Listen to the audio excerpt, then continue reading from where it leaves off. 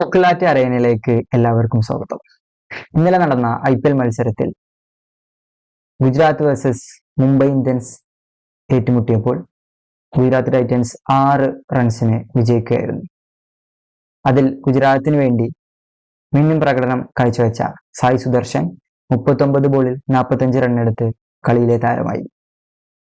മറുവശത്ത് Mumbai Indians toss നേടി ഗുജറാത്ത് ടൈറ്റൻസിനെ ബാറ്റിംഗിനായി പറഞ്ഞയക്കുകയായിരുന്നു.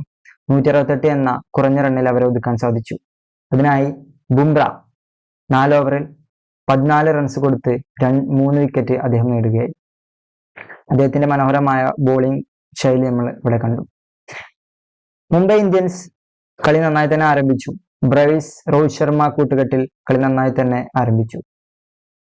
പക്ഷെ അവസാനം അവർ പരാജയപ്പെടുകയായിരുന്നു. ആദ്യ കളിയിൽ തന്നെ പമ്പന്മാർക്ക് കാലിടറുന്നതാണ് നമുക്ക് കാണാൻ സാധിച്ചത്. പുതിയ IPL വിശേഷങ്ങളുമായി ഞങ്ങൾ വീണ്ടും എത്താം.